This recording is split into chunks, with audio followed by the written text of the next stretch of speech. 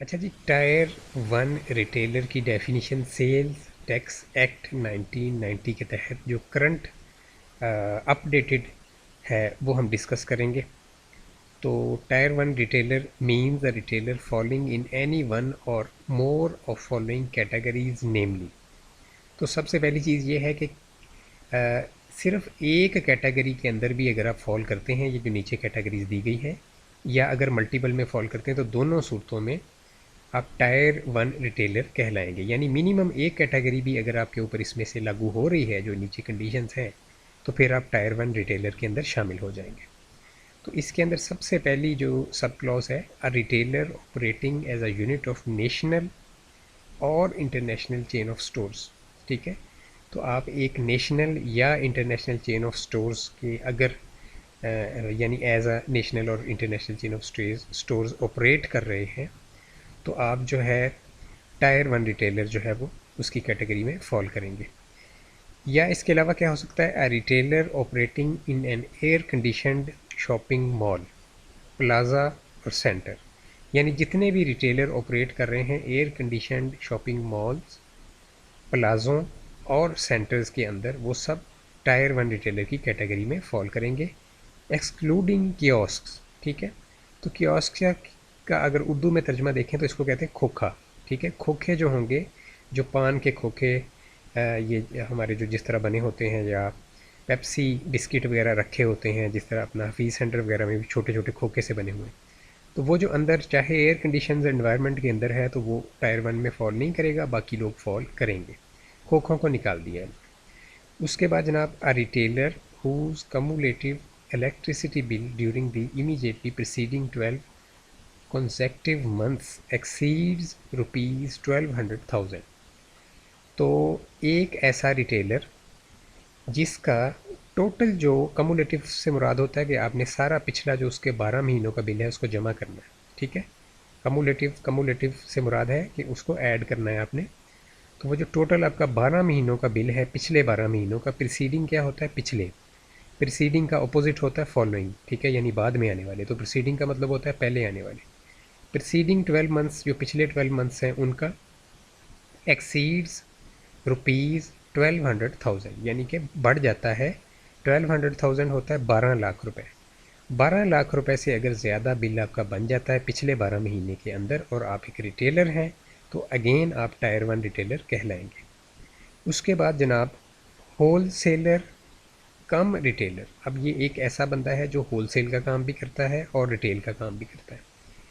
Engaged in bulk import and supply of consumer goods on wholesale basis to the retailers as well as on retail basis to the general body of consumers.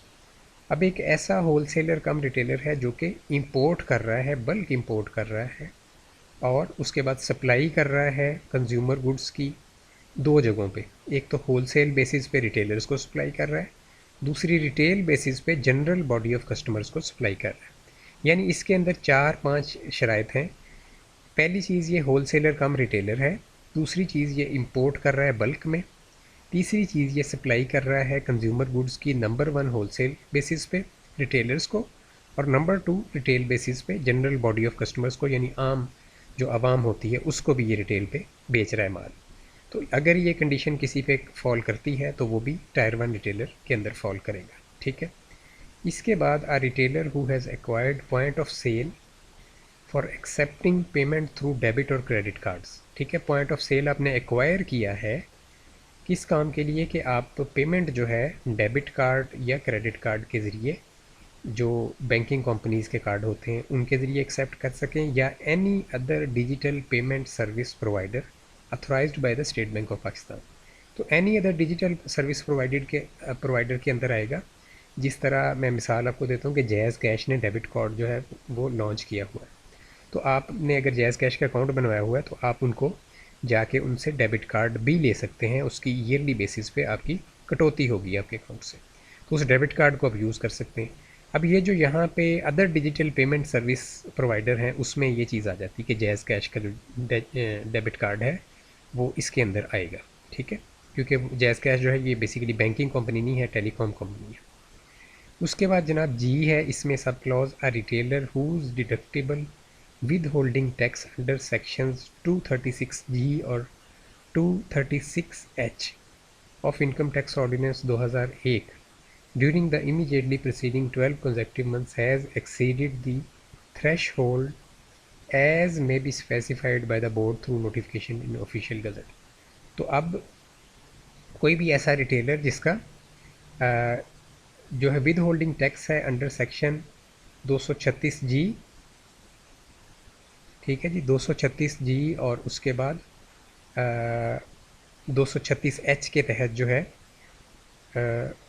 उसका deductible withholding tax जो है वो बढ़ जाता है पिछले 12 महीनों के अंदर उस लिमिट से जो कि थ्रेश होल्ड यहाँ पर वर्ड यूज़ हुआ है, यानी कि जो भी लिमिट रखेगा कि इस लिमिट से ज़्यादा अगर उसने टैक्स जो है उसका बढ़ जाता है तो फिर उसको टायर 1 रिटेलर के अंदर शामिल कर लिया जाएगा। अब 236G और 236H जो है इसके अंदर हम जाएंगे और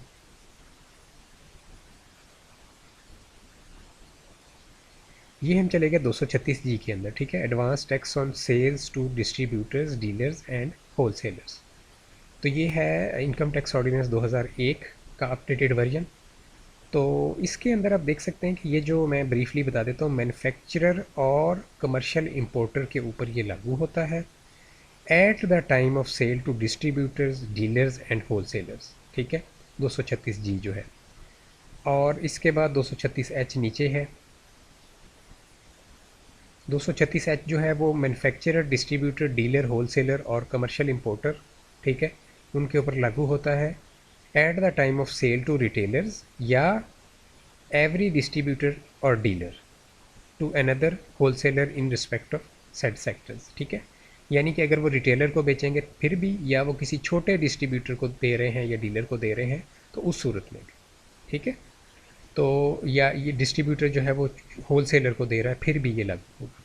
तो ये दो टैक्सेस हैं, बट इसमें थ्रेश होल्ड जो सेट करता है हमारी इनकम टैक्स अथॉरिटी जो है, FBR जो है, जो थ्रेश होल्ड सेट करेगी, यानी कि एक लिमिट से अगर बढ़ जाते हैं आपके ये टैक्सेस इसके तहत तो फिर आपको टायर 1 रिटेलर के अंदर FBR शामिल कर देगा, ठीक है।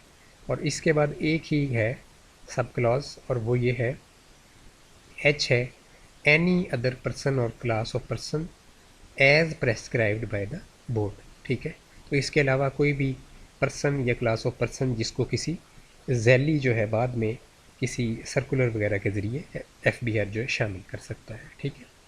अच्छा, अब इसके अंदर क्या निकाला गया है, आप देख सकते हैं कि सब क्लॉज E जो है वो फाइनेंस एक्ट 2023 में निकाल दी गई है। ओमिट करने का मतलब होता है निकाल देना, ख़त्म कर देना, और सब क्लॉज GA जो है वो भी ओमिट कर दी गई है फाइनेंस एक्ट 2023 में, यानी सब क्लॉज E और GA दोनों जो है ओमिट कर दी गई। तो ये जो मैंने आपके साथ टैक्स शेयर किया है ये लेटेस्ट वाला है, यानी कि अभी 2024 का टैक्स ईयर चल रहा है, तो 2024 के टैक्स ईयर में ये तमाम जो टेक्स्ट है ये एप्लीकेबल है, ठीक है जी।